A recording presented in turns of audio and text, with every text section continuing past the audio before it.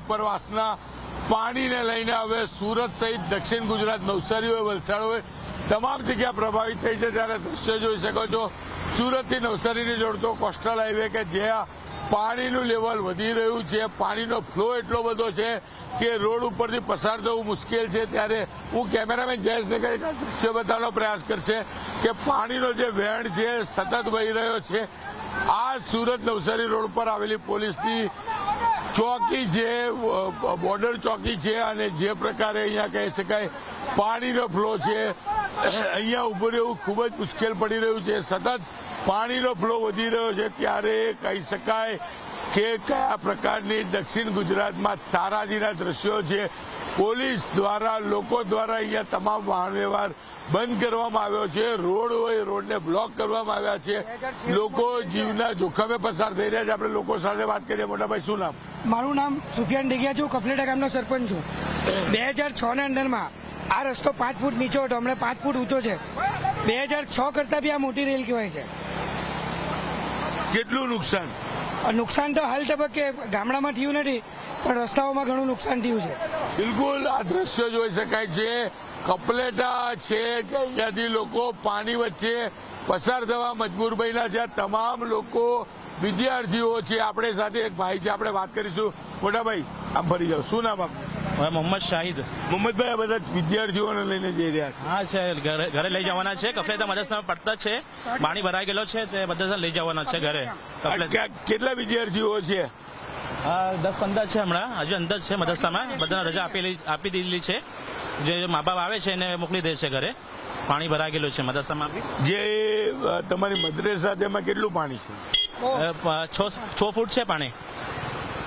બિલકુલ બોર્ડર ઉપરનો વિસ્તાર છે. મદ્રેસામાં રહેલા વિદ્યાર્થીઓનું રેસ્ક્યુ કરવામાં આવ્યું છે. તમામ લોકો જઈ રહ્યા છે. ત્યારે હું એક આ દ્રશ્ય બતાવવા માંગીશ કે કયા પ્રકારની સ્થિતિ છે કે પાણીનો જે ફ્લો છે ઉભા રહી શકાય તેવી સ્થિતિ નથી. સતત મેઇન રોડ ઉપરથી પાણી વહી રહ્યું છે. ત્યારે કહી શકાય કે દક્ષિણ ગુજરાતના હાલ બે હાલ બન્યા છે. અને સુરતથી નવસારીને જોડતો કોસ્ટલ હાઈવે છે કે જ્યાં વાહન વ્યવહાર બંધ કરવામાં આવ્યો છે. સ્થિતિ એટલી ખરાબ છે, દુર્ગંધ મારતું આ પાણી છે, ખાડીઓનું પાણી છે. એની એક ભાઈ છે, આપણે વાત કરીએ છીએ. શું નામ આપનું? મારું નામ મોહમ્મદ સાદિકભાઈ છે. મોહમ્મદભાઈ, કેટલી ખરાબ સ્થિતિ છે? સવારે 6 વાગ્યાથી સદંતર પાણીનો વધારો થઈ રહ્યો છે. ને અત્યારે વાહન વ્યવહારમાં લોકોને નોકરી પર જવાવાળાને પણ સૂચના આપી છે કે ભાઈ રિટર્નમાં આવવા માટેની કોઈ ગેરંટી નહીં. પાણીનો ખૂબ ઝડપથી વધારો પોલીસ અહીંયા તૈનાત છે. તમે તમામ લોકો મદદમાં આવ્યા છો? અમે મદદમાં છે ને અમારા સચિન પોલીસ સ્ટેશનના સ્ટાફવાળા પણ હેલ્પ માટે આવી ગયા છે. ને સવારે 8 વાગ્યાથી ગામવાળા 6 વાગ્યાથી છે ને પોલીસવાળા પણ 6 વાગ્યાથી છે ને બધા એમને હેલ્પ માટે છે.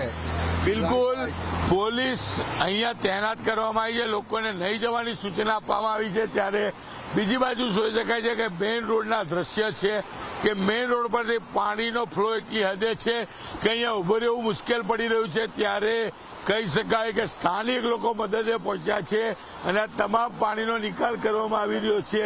સરપંચથી લઈને તમામ લોકો, જે લોકો ફસાયા છે તેમને અહીંથી ઘરે પહોંચે તે પ્રકારની સ્થિતિ થઈ છે.